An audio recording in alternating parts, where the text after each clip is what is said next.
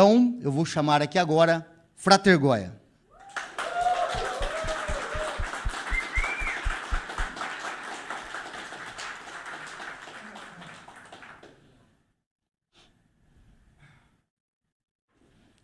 Enquanto eu espero, é meio intimidador, né? Boa palestra, irmão. Obrigado, querido.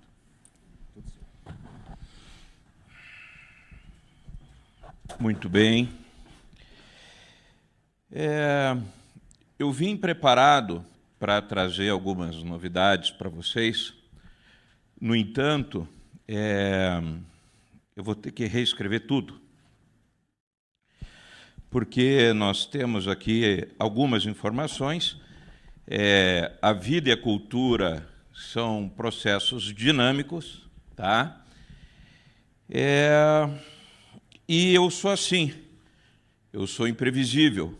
Eu costumo dizer, já falei isso para o Magog, eu não sou o caminho, eu não sou o caminhante, eu não sou o veículo, eu sou o acidente, tá?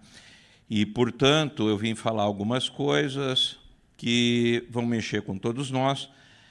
Se der tempo, eu vou voltar ao roteiro original, mas, como o símbolo de Cenobi é a faca, né?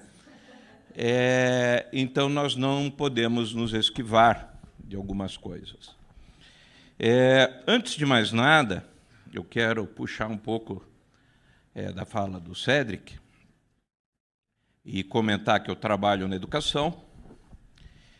E, trabalhando pela educação, o meu eixo é a diversidade, por motivos óbvios, né? As pessoas podem dizer assim, mas Goya, né, você é hétero, você é branco, né, o que você está fazendo lá? Mas eu sou um ocultista, eu sou um mago. Portanto, eu sou, por definição, um indivíduo marginal, tá? E em 2014, isso eu quero fazer uma parte / denúncia, né? Nós tivemos o Plano Decenal da Educação, que foi extirpado de uma das suas partes, que é o eixo diversidade. E o eixo diversidade é impressionante, porque ele conta com diversidade religiosa, diversidade de gênero, acessibilidade, altas habilidades, superdotação e uma série de outros temas que nos atingem a quase todos nós, em maior ou menor grau, aqui nessa sala. Tá? Por uma agenda fascista, né? Então, que vem se arvorando cada vez mais num país como o Brasil, e a gente se viu alijado. Lá em Campo Mourão, eu cheguei a sofrer ameaças físicas, ameaças de morte, né? E eu estou falando isso principalmente porque eu estava conversando esses tempos, alguns de vocês me conhecem quando eu falo sobre o enoquiano, que é o tema da minha palestra de hoje. Eu vim para falar sobre os sêniores enoquianos e o Magid, que é o professor individual que você pode trazer. E acho que talvez até aqui houve uma atuação nessa proposta desse Magid, desse professor, porque veio assim, fale disso. Tá? E assim, alguém me perguntou já, por que você se importa com isso? Eu me importo com isso porque eu sou, antes de mais nada, humano. Se eu não olho para o lado e eu percebo uma mulher, eu percebo um homem trans, uma mulher trans, eu percebo a diversidade de seres que a gente aglomera enquanto sociedade, eu não estaria fazendo o meu trabalho. Em 2014, eu dei uma entrevista ao Abu Janra, no programa Provocações, e ele me perguntou o que eu achava do casamento gay. E eu achava aquilo bizarro. Ele, mas por quê? Eu falei, porque eu não acredito que a gente tenha que ter uma lei que defina o que é amor e quem tem direito de amar quem. Né? Eu acho que isso cabe às pessoas decidir com quem querem estar e não ao legislador. né? Então, isso para mim é um tanto quanto óbvio. E dentro desse processo de inovação que você estava comentando, né, e a gente estava falando também, alguém acho que falou aqui ontem, né, que a cultura se constrói. A cultura, ela é um processo dinâmico, ela não é um processo estanque, né, e congelado. A partir do momento que a cultura ela se constrói, eu posso estar apoiado no ombro de gigantes, apoiado numa tradição que me antecede. A Cabala prova isso. Então, quando vocês veem nos livros de Cabala vários rabinos dizendo porque o Raim Vital, porque o Arizal, porque coisa, eles estão puxando aquelas pessoas como eu cito vocês aqui, e, ao mesmo tempo, estão dizendo, mas eu quero dar minha colherada nessa conversa, né? Então, isso é essencial para que a gente, enquanto cultura, cresça e sempre tenha mais e nunca menos, né?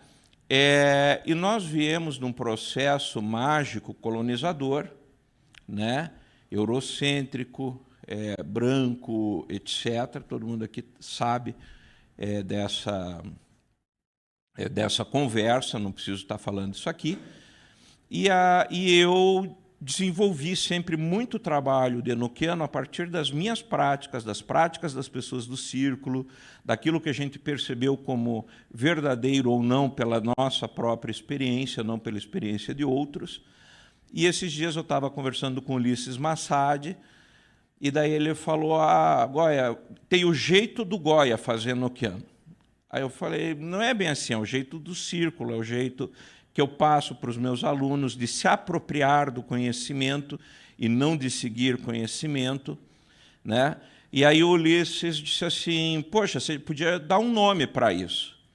Eu falei, posso, né? Aí eu falei, eu vou chamar de Noromi Babagen, que é o enoquiano dos Filhos do Sul, né? Ele falou, por que você não chama de enoquiano ocidental? Eu falei, porque o Brasil não é considerado o Ocidente. Se vocês não sabem, né, uma aula de geografia básica para todo mundo aqui, é que nós não somos Ocidente. Nós somos aquilo que Estados Unidos, Europa como um todo, não estou falando pessoas específicas, estou falando do pensamento, né, dominante europeu, etc., do próprio americano, né? Nós somos aquilo que eles definem pelo resto. Tá? E uma das práticas de enoquiano que eu desenvolvi é a missa enoquiana, que quem participa dos grupos já deve ter me visto falar bastante. E a missa enoquiana, ela tem o ato da comunhão, e aí eu vou falar um pouco da questão do que o Cédric comentou ali, que nem todo mundo quer ser líder, nem todo mundo quer... as pessoas querem apenas viver a sua espiritualidade, né? E acho que o Herman, né, o Frater Keron e o Humberto, a gente também já conversou nisso em outros momentos. A magia não é um caminho para todo mundo. A magia, às vezes, ela depende do envolvimento, é o caminho da serpente. Então, existe o envolvimento, existe uma... Tem coisas que, para a gente, que somos caminhantes de longa data, não é mais não é uma opção. Talvez o que eu esteja falando aqui não é uma opção, é uma obrigação que eu tenho que fazer em virtude do lugar onde eu estou, né? Então, é isso que é importante. E dentro dessa questão da espiritualidade humana, a própria religião tem a sua espiritualidade, né? E, às vezes, as pessoas não querem ser magos, mas eles querem estar mais próximos de Deus, daquilo que entende como uma divindade, daquilo que ele entende que é uma espiritualidade, sem que necessariamente ele precise fazer horas de ritual, aprender, decorar um livro desse tamanho, saber quem começou, quem iniciou aonde, etc. A pessoa só quer viver, a pessoa só quer uma coisa que se chama baraka, bênção. E, aliás, ontem o Magog falou que a live caiu por um direito autoral nosso, porque eu usei um trecho de um filme chamado Baraka, e Baraka quer dizer bênção, é de onde vem Abraxas. né?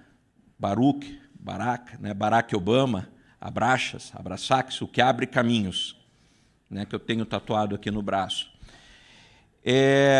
E a religião, a missa enoquiana, nesse contexto, para mim ela cumpre o papel da bênção.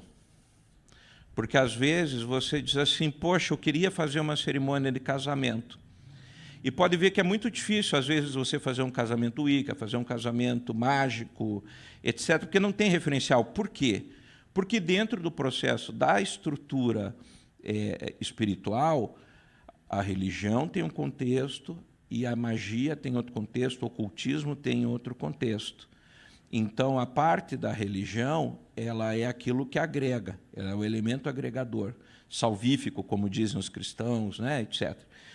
Então, às vezes, eu tenho gente que só quer vir aqui e dizer assim, Goya, você não quer batizar meu filho? Goya, você não quer fazer o meu casamento? Então, isso é função da religião. E aí, baseado nisso, eu desenvolvi a missa enoquiana, eu já fiz casamento de alunos meus em enoquiano, né? Estou desenvolvendo o funeral também, para que as pessoas sejam enterradas com dignidade.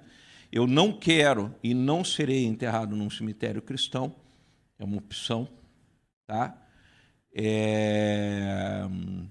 Eu jamais farei parte de uma religião que não me quer, né? E tampouco vou endossar, né, algo advindo disso. E como eu falei, eu sou acidente, eu não vim pedir licença, eu vim meter o pé na porta, tá? Dentro desse contexto. E aí eu conversando esses dias com o Yair Alô, ele falou, mas Goya, como que vai ser isso? Eu falei, vai ser aberto, Yair. Eu vou simplesmente escrever tudo isso e vou colocar como aquelas leis de copyleft, né, para que as pessoas possam usufruir, possam agregar, enquanto aspecto cultural, alterar o seu conteúdo de acordo com a sua realidade, espaço, temporal, etc., e que ela seja uma religião inclusiva. Eu quero que qualquer pessoa que venha, ou qualquer pessoa que queira, né? Por exemplo, tem a Nicole, que é minha aluna, que mora lá em Londrina, ela diz assim, poxa, agora eu tenho uma amiga aqui que me pediu para eu fazer, de repente, o batizado do meu filho. Posso fazer? Pode. Poxa, eu tenho, né, o Jorge Flores, eu tenho um pessoal aqui em Porto Alegre que a gente queria fazer uma cerimônia para fazer esse aspecto da comunhão. Vamos fazer. Né? O Sérgio diz, poxa, eu queria fazer um casamento para o pessoal nesse aspecto. Vai fazer. Porque a principal objetivo, e isso é o que vai me levar de volta à palestra do Maguide, do Sênior como Maguide, é que, dentro do contexto da Kabbalah, todas as almas vêm de um ponto original, e nós aqui temos uma raiz lá longe, lá em cima. E essas práticas são formas, essa bênção, esse barak, é uma forma de conectar novamente com essa fonte, não que a gente algum dia tenha perdido, acredito que a gente não perde, porque senão não haveria uma existência para começar a conversa. Então, de fazer essa conexão. Então, esse processo do Maguide é meio que o como fazer isso. Então, eu quero que as pessoas tenham livre acesso à sua espiritualidade. O meu objetivo, enquanto magista, eu sofri muito bullying, eu sofri muito preconceito. Eu tive pessoas dizendo para o meu filho, você sabe quem é seu pai? Tá? E aí, ele, como também já não é tão flor que se cheira, eu disse, sei. Né? Então, assim, mas eu já tive gente dizendo, seu pai leva a alma das pessoas para o inferno. Né? Então, que bom. Né? Que bom que isso acontece. Então, dentro desse contexto, o meu objetivo principal como magista, foi a grande promessa que eu fiz aos 9 anos de idade, quando eu descobri o meu caminho mágico, foi esse, de desmistificar, de abrir caminhos para as pessoas. E se a minha Se esse estado, essa condição física que eu me encontro, homem branco, hétero, né, de classe média, ou seja, eu sou o exemplo de tudo aquilo que hoje em dia a gente entende quase como sendo abjeto, né? Mas isso ao mesmo tempo me franqueia algumas portas, eu tenho consciência disso. Então eu tenho que me colocar na posição de somar com todos vocês. Eu tenho que me colocar à disposição para ombrear.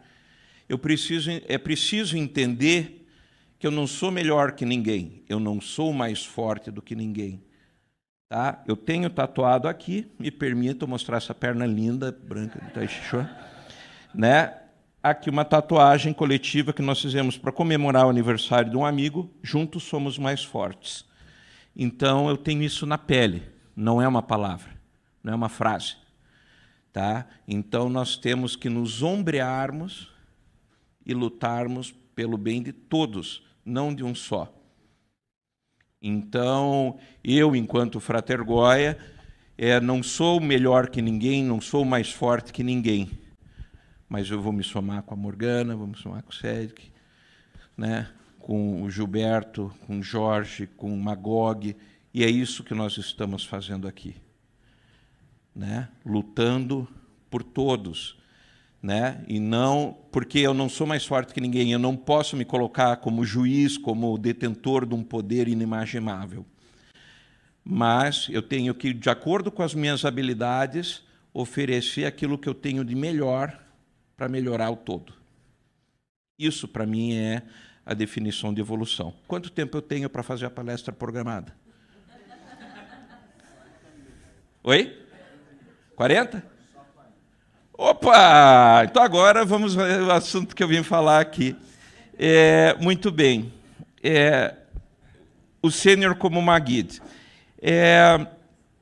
Isso é parte desses frutos que a gente tem colhido ao longo dos anos. E existe uma coisa chamada inspiração divina. Ruach HaKodesh, em hebraico, que, dentro da religião cristã, é o chamado Espírito Santo. Mas, na realidade, dentro da Kabbalah, se chama inspiração divina. E essa inspiração divina, ela é o que traz o caráter das profecias, o caráter profético, o caráter revelatório. Tá? E isso se dá, muitas vezes, através de um professor.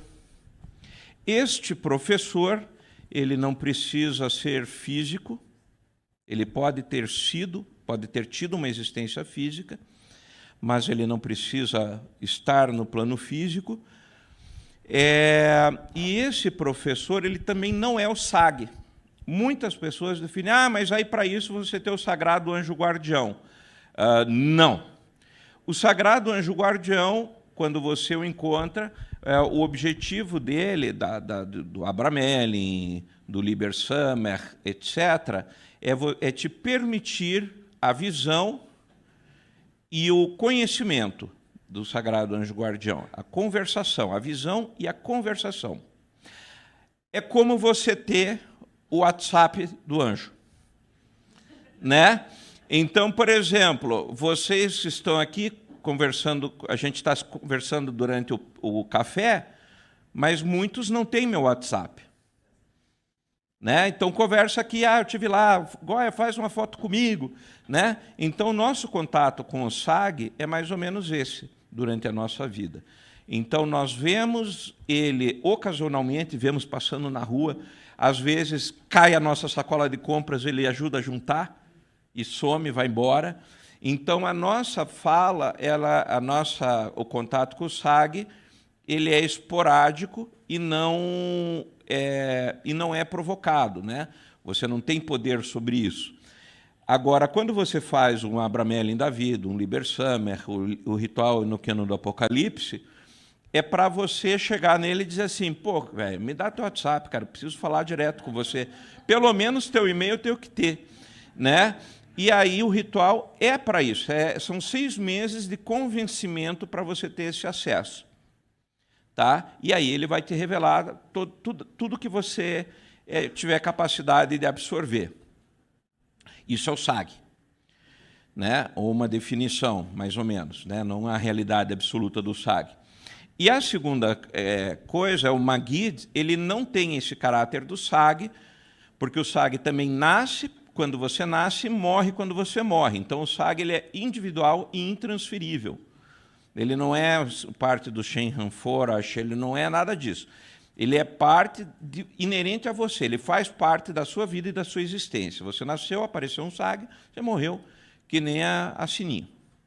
Né? Então, ele é a sua Sininho particular. E daí, o Maguid, ele é um professor específico, que você contrata quando você está mal em matemática. Então, o seu filho está com muito problema para aprender matemática, e você contrata um professor para ajudar ele. Então, o Maguid, dentro desse contexto, ele é um tutor, um professor que vai trazer para você determinadas informações, né? Então, de novo, eu vou puxar aqui a palestra do Cédric, né? Quando ele falou assim, às vezes a pessoa quer fazer uma autoiniciação e não sabe como. Para quem pergunta? Para o Maguid. Porque aí você vai fazer este contato e vai dizer, cara, me ajuda com isso. Aí o Maguid ele pode ter várias naturezas. Você pode ter, por exemplo, dentro até do contexto da Kabbalah, eu estou citando até para que vocês tenham referências em relação a esse material. Ele pode ser, por exemplo, um tzadikim, ele pode ser um justo, que, no geral, esse justo é meio que um tutor particular seu, que você descobre pela data do seu nascimento. Então, você pega lá no calendário hebraico, o ano, o dia que você nasceu, vai dizer, você nasceu no dia tal, do mês tal. E daí tem uma lista de rabinos que já morreram, que são considerados cara de grande iluminação. Aí você escolhe. Se no dia que você nasceu, é o meu caso, não tem um tzadikim, você escolhe aleatoriamente, já que não tem ninguém aqui que queira, eu vou escolher do pote. Aí você escolhe quem você quer. Essa é uma forma de você você contacta um justo para te ensinar. Outra é pegar grandes profetas, que nem o profeta Elias. Posso invocar o Arizal, posso invocar Arão, lá, que era o irmão lá do Moisés, né? Etc. Moisés, eu posso chamar ele. E você tem também um outro nível de Maguid. Pode ser, inclusive, um parente seu. Posso chamar o Gardner, posso chamar o Crowley. Eu falei, eu quero que Crowley, ou a essência de Crowley, me explica essa porra aqui. Eu não estou entendendo esse pedaço do livro da lei, eu quero que você me traga essa informação. Né? Ele vem só para isso. Só que isso... Bom, já vou falar nisso, eu não quero perder o fio da meada. Aí o terceiro tipo são os espíritos dos livros. Por exemplo, na Torá, você tem uma figura chamada Sartorá, que é o príncipe da Torá. Né? Aí você tem no Zohar, você tem um príncipe do Zohar, um Sar HaZohar.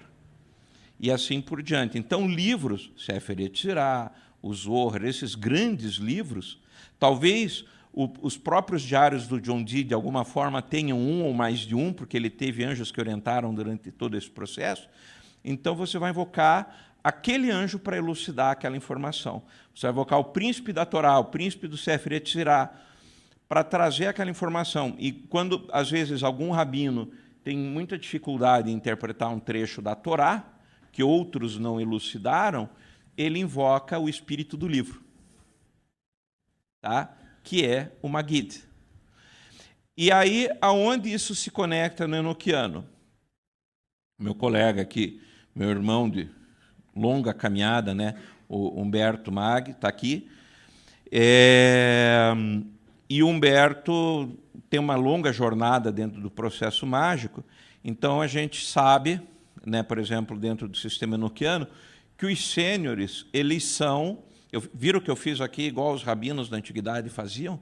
Eu peguei um outro rabino, puxei a autoridade dele para ele me validar. Né? Então, aí ele já não pode me contradizer depois disso. Né? Mas a gente sabe que os sêniores, eles são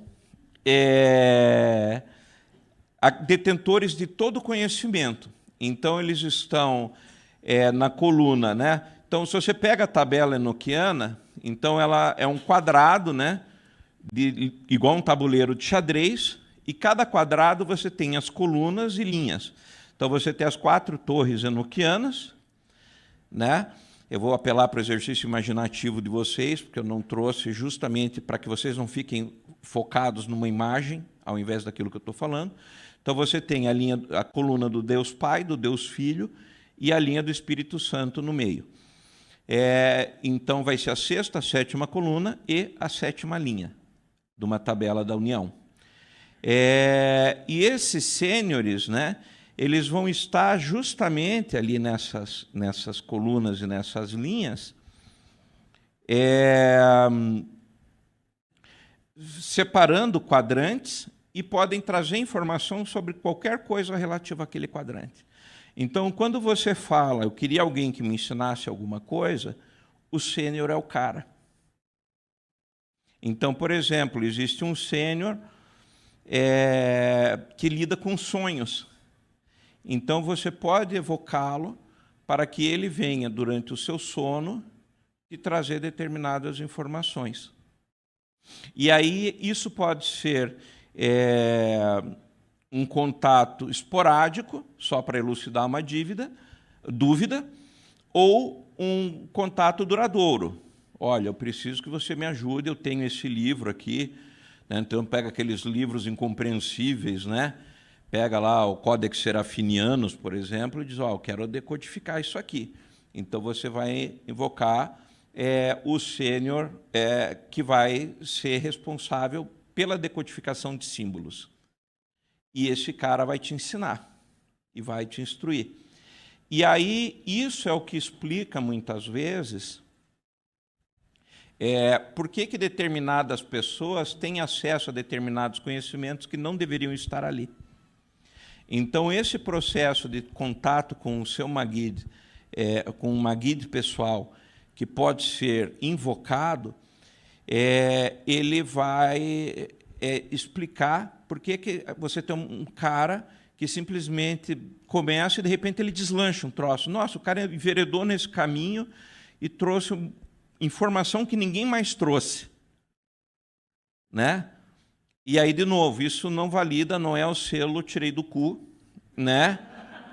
De onde você tirou isso, né? Vozes na minha cabeça, não é isso, tá? E isso é importante a gente estar muito bem centrado, porque isso não é canalização, isso não é mediunidade, o sênior não é um aspecto do seu eu superior divino, ele não é parte do seu inconsciente. Isso é uma coisa que é essencial colocar.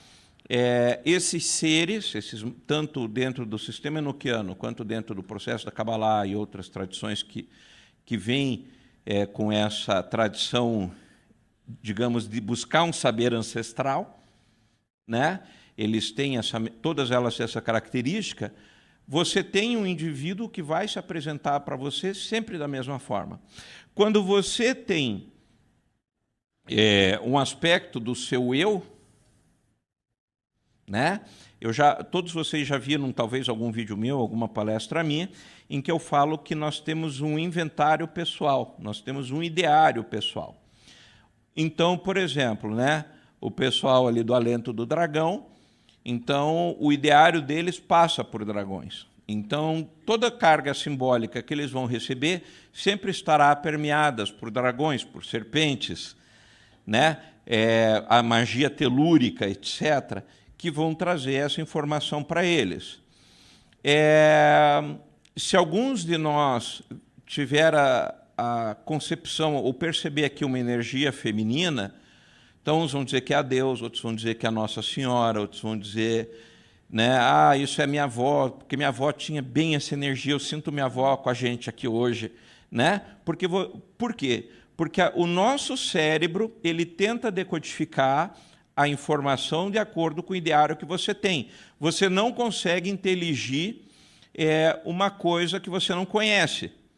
E eu vou falar de novo aqui, porque é um exemplo que eu gosto muito de dar, que é de Nostradamus. Nostradamus ele fazia as suas quadras, e daí imagine que ele dizia assim: e eis que naqueles tempos as pessoas entravam em cavernas sob a terra, e nessas cavernas, grandes dragões de escamas de prata se moviam em alta velocidade. De tempos em tempos eles paravam, abriam a sua bocarra gigantesca e as pessoas se arremessavam aos milhões ali dentro.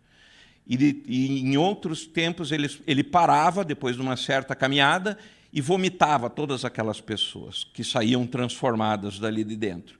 Ele está descrevendo o metrô de São Paulo. Né? Só que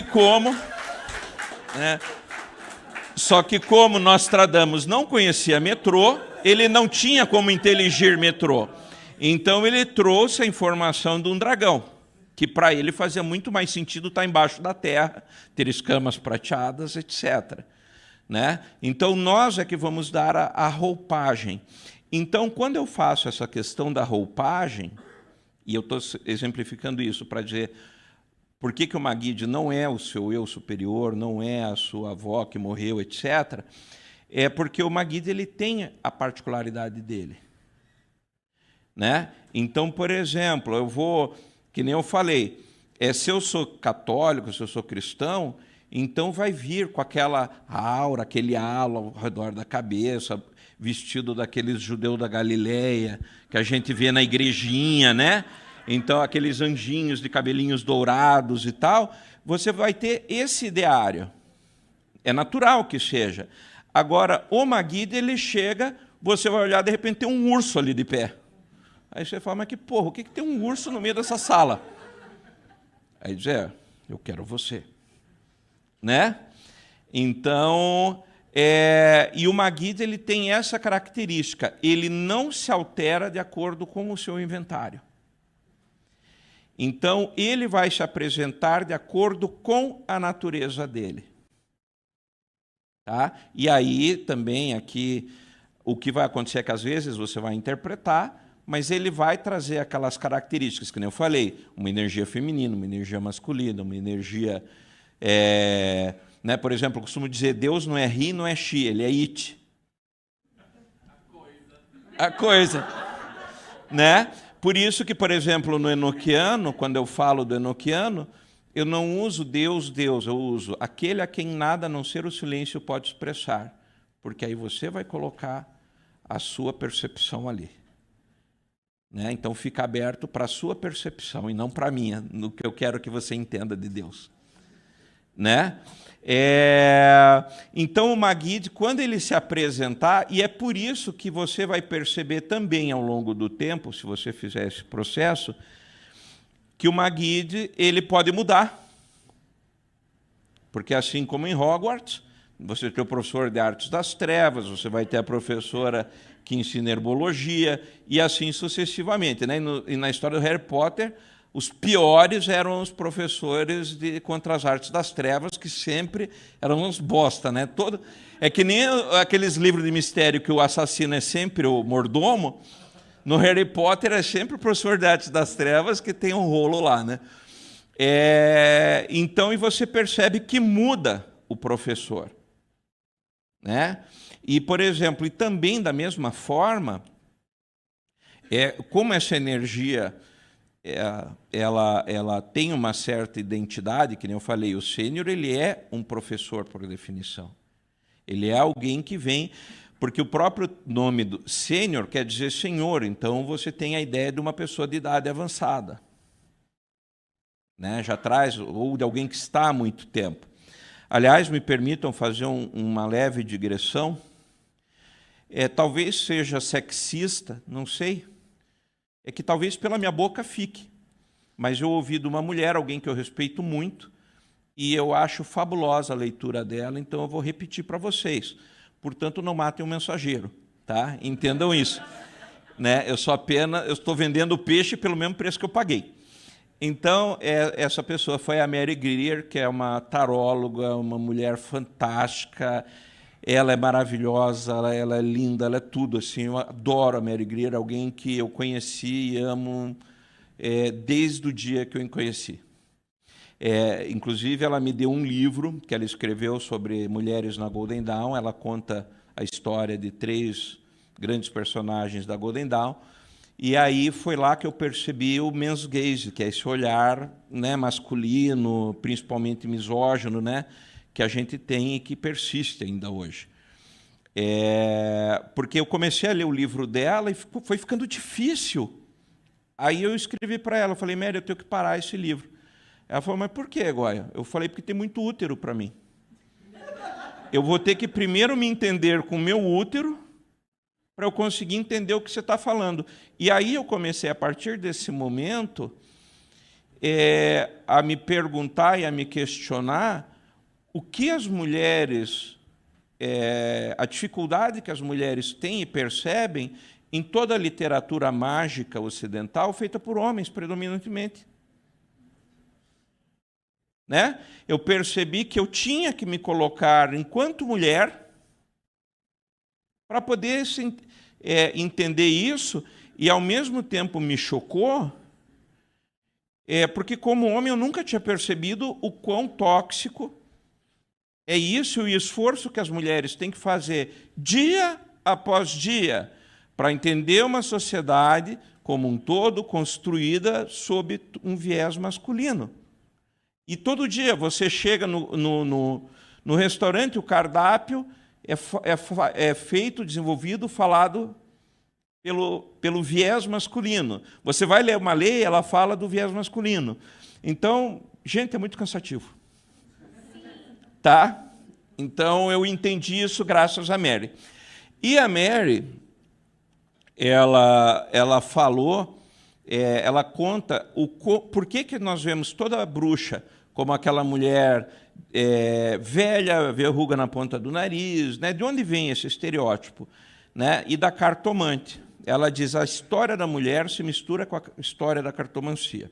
Como eu falei, não matem o mensageiro. Talvez pela minha voz soe sexista, mas eu vou contar como ela me contou.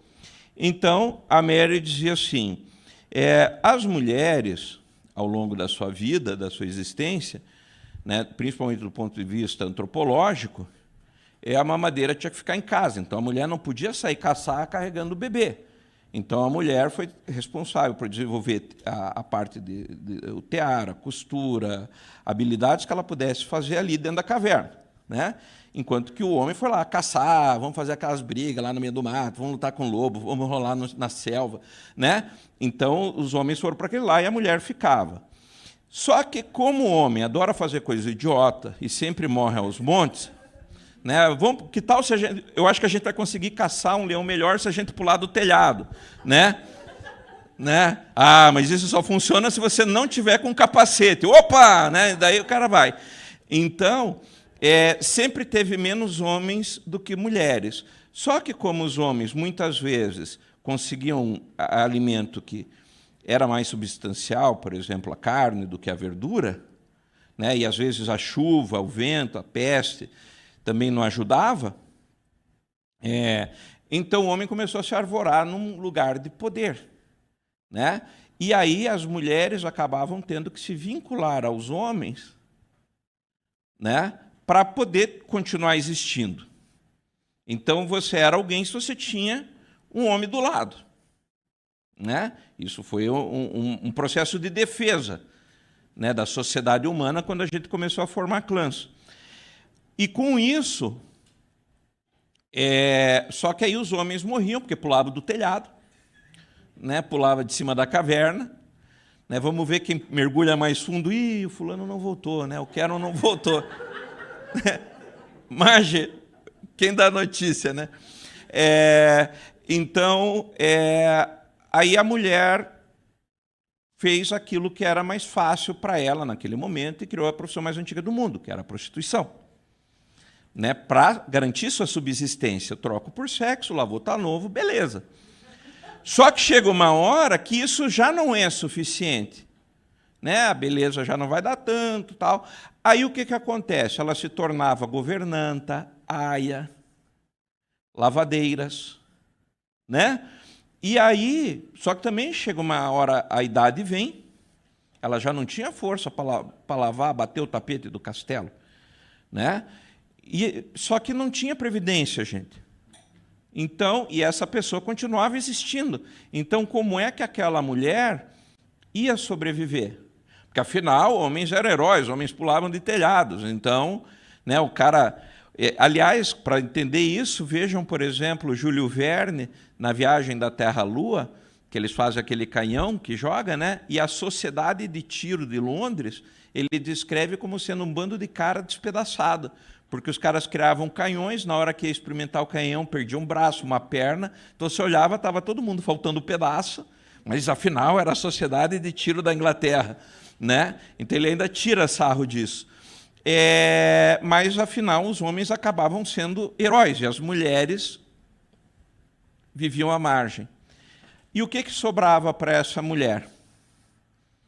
Benzedeira. Né? Como era analfabeta, ela precisava de um alfabeto visual, por isso as cartas. Né? E aí a Mary conta que, justamente, então, para você chegar a ser cartomante, e aquela mulher tinha sido muito vivida, porque ela cuidou do plantio, ela transou com aqueles caras insuportáveis, nojentos, com bafo de onça, que se achavam lindos, né? Ela teve que lavar a roupa do senhor do castelo, lavar aquela bosta do castelo que estava tudo cagado, do piso ao teto, né? Então ela sabia, ela tinha uma vida atrás dela que dava suporte. Então, quando ela pegava um baralho Lenormand, com uma figura normalmente feita à mão, ela não precisava do texto. A imagem transportava ela para a cena. E aí que nasce a imagem da bruxa com verruga no nariz, feia, com chapéuzinho, encarquilhada. Então ela fala que a mulher, a história da mulher, a história da cartomancia e da bruxaria dentro desse contexto é uma só. É a história da luta da mulher pelo seu lugar no mundo. E eu acho fabulosa essa leitura que a Mary faz, né? Então, assim, e de novo, gente, voltando a trazer isso para o tema aqui do Magid, a maior parte das pessoas, muitas vezes, eu fui um caso desses, o Herman, né, o Keron e o Humberto, são do Rio de Janeiro. Então, eles são da cidade onde estava Marcelo Mota, Euclides Lacerda de Almeida, né? Quando eu ouvi falar no Mota e escrevi para ele, ele tinha morrido. Até o Keron me mandou um livro do yoga traduzido pelo Mota e que tinha uma caixa postal, e eu falei para ele, eu lembro dessa caixa postal, é a mesma que eu escrevi. Aí ficou um ano rodando aquilo pelo correio e voltou, você não vai conseguir falar com o Mota porque ele morreu. Né? Infelizmente, né, a passagem aí do Frater Parzival tal, foi só o que eu soube. Então, quando eu estudei Crowley, eu não tinha ninguém para me falar sobre Crowley. Eu morava numa capital que não tinha nada de ocultismo dentro desse contexto. E quem foi meu professor? O tarô. Né? Quando eu vi o tarô de Crowley, eu sabia na minha mão que todo o saber dele estava ali. E eu falo isso no meu curso de tarô. Quando você pega o tarô de Thoth, quando Crowley idealiza ali o sistema da A, professor, discípulo, ninguém conhece ninguém, você vai saber um outro... A despersonalização do eu é fantástica a ideia, só que tem um porém, as pessoas morrem. E aí, automaticamente, ela nasce que nem um movimento hippie, né? Dentro dessa ótica, que o hippie é um movimento autoexcludente, porque o lema do movimento hippie é não confie em ninguém com mais de 30 anos, mas hippies chegavam aos 30. Né? Então, é um movimento autoexcludente.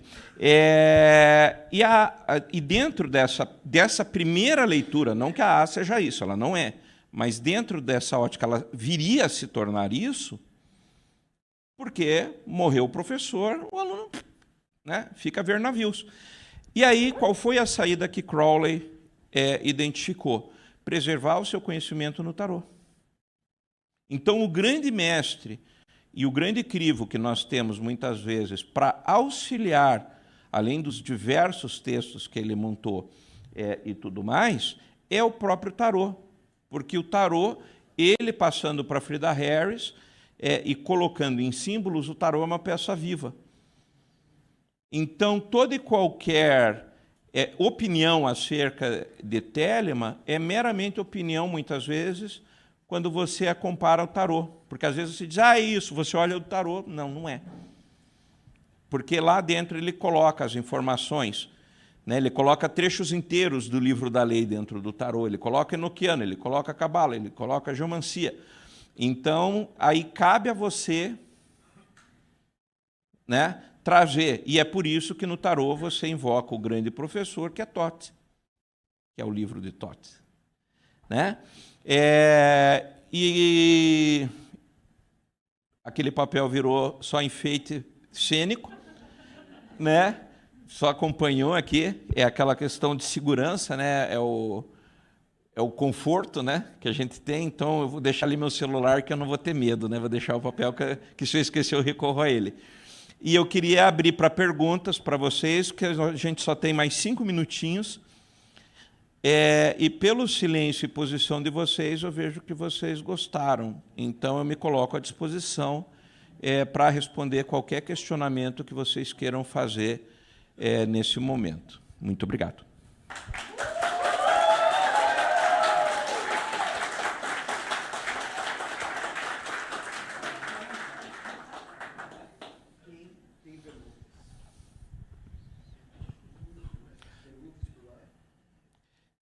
Se ninguém vier perguntar, eu vou indicar.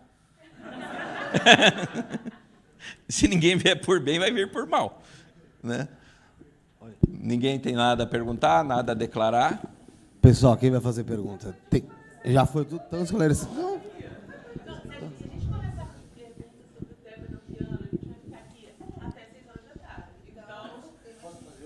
Claro. Só meia. Goya, parabéns pela palestra, já vou falar isso aí em cima novamente, mas o que eu gostaria de te perguntar pela sua experiência e tempo dentro desta comunidade, diante do cenário atual, as mudanças, você acompanha toda essa evolução e entrega dentro das redes sociais, novos autores, condições de publicar que antes eram tão restritas, como você avalia, né, vou falar novamente, como você vê o desenvolvimento e a evolução do nosso cenário, da nossa comunidade, para os próximos 5, 10 anos, e eu já contando com a sua existência aqui ainda? Que bom que ele espera que eu não morra nos próximos 5 anos. Mas, assim, antes de mais nada, talvez seja preciso comentar o seguinte. Primeiro, eu não sou contra ninguém. Ao contrário, o meu discurso é sempre a favor de tudo, a favor das pessoas. Então, às vezes, quando eu falo que nem essa questão mesmo do pensamento dominante europeu, etc., é porque isso faz parte da história humana. Tá? Só que agora, aí indo para a tua pergunta, nós temos, como você falou, nós temos meios, nós temos pessoas, nós temos autores, e é essencial a gente entender que nós temos no mercado brasileiro, de novo, eu não estou sendo contra ninguém, só que o brasileiro tem a maldita visão, o síndrome de vira-lata, que sempre o outro é melhor, sempre o outro, mas aí se um autor lá de fora falou, validou, se o daqui fala a mesma coisa, sei lá, né? Mas é que a gente fica em dúvida, né, quando ele fala. Então a gente precisa entender que existe lugar para todos. E eu acho que é essencial, nós, inclusive, por isso que eu sempre apoiei todos os movimentos enoquianos que surgiram a partir daqueles primeiros passos que Humberto deu, que eu dei, outras pessoas, o próprio Mota chegou a falar em enoquiano com Euclides, tal, muito por cima, porque não é um tema central da A, mas ele falou. Então, nós temos, desde a época do Mota, gente falando sobre enoquiano no Brasil. E hoje nós temos o maior número de praticantes de magia enoquiana do planeta. Eu conversei uma vez com o Lomilo Duquette e comentei por alto, ele falou, cara, vocês têm muita gente, eu nunca vi tanta gente assim aqui. Né? E acho que o Humberto uma vez falou isso para mim também. Eu desconheço grupos grandes que pratiquem enoquiano. Isso acho que foi 2008, 2010, mais ou menos, que a gente teve essa conversa. E hoje, 14 anos depois, nós temos grupos aí com 1.000, 2.000 pessoas, 3.000 pessoas falando sobre enoquiano. Diversas pessoas que concordam ou não entre si. E a questão não é todo mundo concordar, mas é entendermos diferenças, é validar o outro pela diferença, pelo respeito, né, pela dignidade e pela luta. Né, porque o ser humano ele é um ser que se debate entre a eterna luta entre ter os desejos do espírito e os desejos da matéria em si. Nós vivemos em eterno conflito entre o céu e o inferno, entre a carne e o espírito, entre o ser e o não ser. Né? Então, nós temos o universo contra nós. Espíritos querem nos obsidiar. As feras querem nos devorar. Mas nós somos humanos e está em nós o poder da mudança. E é isso que eu digo. Então, nós temos que nos abraçar e não que nos digladiar. Então, acho que no Brasil nós temos condições hoje de mostrar, como você falou, né, na fala do Van Diesel, né, aqui é Brasil, porra, né? Então, nós temos hoje que mostrar que nós temos material de qualidade e, de novo, nos erguemos sobre ombros de gigantes. Nos erguemos Crowley, Matters. Eu gosto muito da Eva Wong no budismo, Israel Regard, o próprio René Guénon. Né? O Júlio Zévalo, eu não jogo toda a obra dele fora, tem coisas dele que eu gosto muito. Mircea Eliade, eu acho ele fabuloso, eu li vários livros dele. Assim, quando eu leio Mircea Eliade, é quase uma conversa com o Magid, que eu sinto que ele fala comigo. Né? Então, a gente está se erguendo sobre ombros de gigantes. Então, nós temos que permitir que outros se ergam sobre nossos ombros. E se o meu corpo é morto e alquebrado servir para fazer vocês alcançarem algum lugar e sair do buraco que a gente se enfiou, assim será feito. Tá? Respondi sua pergunta?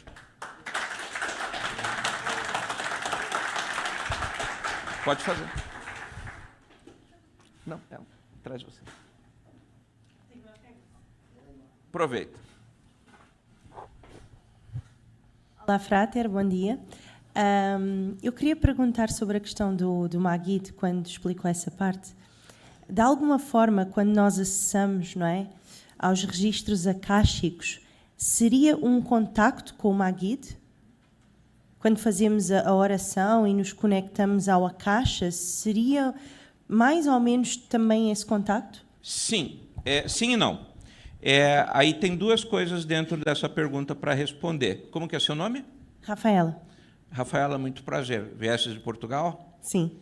Prazer, seja muito bem-vinda aqui. Obrigada. Né? Nós, quando a gente pensa no registro acástico, a gente pensa num grande bolsão, numa grande biblioteca. Né? E esse processo com o Magid, ele é o bibliotecário.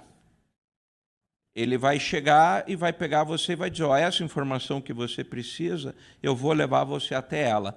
Porque o grande problema do registro acástico, que nem dentro do contexto da teosofia, é que tem lá um bolsão, mas não existe um índice desse bolsão.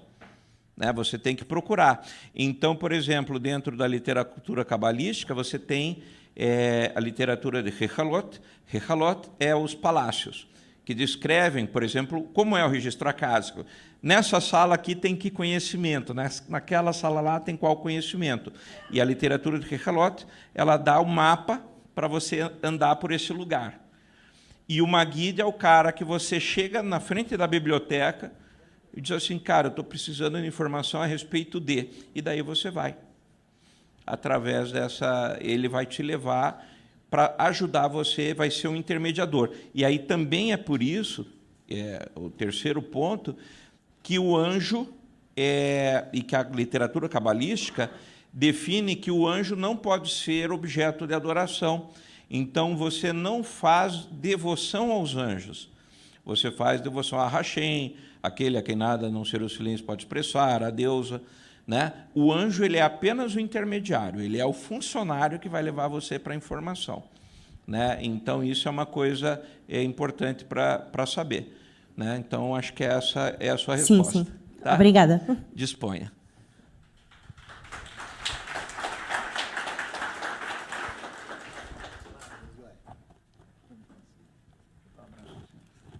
Deixa eu abraçar esse cara. Né? Eu conheço ele das listas do Yahoo do início do ano 2000, quando a gente... Está entregando nossa ideia. Mas a gente é jovem há mais tempo, né? Não é, velho? E assim, todo mundo, isso é uma coisa que eu falo aqui para todos vocês, eu acho que todo mundo merece uma chance, todo mundo merece uma oportunidade, todo mundo merece respeito, como eu falei. Até se prova em contrário. Né? Então, quando a gente opta por estar ombreando com Magog, Cedric, né? a Bárbara, né? A Vesta Nox, né? É Bárbara, né? Isso, a Vesta Nox, eu estava esquecendo o moto.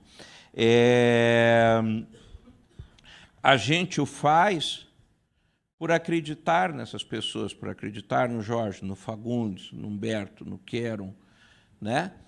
E isso não significa que a gente vai estar o tempo inteiro juntos. Eu vou morrer, ele vai morrer, a mamãe vai morrer, né? Os patinhos vão morrer. Então, todo mundo finaliza um dia, ou um dia a gente briga, é natural que isso aconteça. Né? E aí pode ser que eu olhe para o Magog e diga, cara, eu não quero mais te abraçar. Né? Acabou a conversa, mas nesse momento, né? Então eu sinto que a gente deve abraçar o cara aqui e agradecer esse esforço. Obrigado. Vamos abrir para ver o que ela identificou. Um comentário que teve no chat que eu faço questão de te falar. Falaram o professor Goya. E ontem eu conversava com o Quero que o Humberto dizia, não tem coisa melhor para você saber que uma pessoa é um bom professor, e quando ele termina a aula dele, você se sente com mais vontade de ouvir ou de procurar o que ele falou. E então, isso eu chamo de o grande mérito de um verdadeiro mestre, de um verdadeiro professor, porque ele desperta em nós o melhor e a busca para além dele. Então, parabéns, Frater. Vamos abrir aí para ver o que a Marina mandou? Vamos. Aqui eu tenho minha canetinha de fazer feitiços para anotar a minha variação do bolinho de luz. Sim. Né? Você segura, pode segurar aqui. O baralho. Os mistérios de Lúcifer, que acho que muito me representa. Né? A gente está onde não queriam que a gente estivesse. Então, momento merchan. E aqui é a imagem, né, que a Marina entendeu que me representa. Para quem não sabe, esse é um dos esboços da Frida Harris para a Carta do Mago do Tarot de Thoth. Né? Né? E como Thoth, ao mesmo tempo que é o deus da sabedoria oculta, também é o deus dos ladrões e dos mentirosos, eu me despeço pedindo que vocês descubram qual deles eu sou. Obrigado.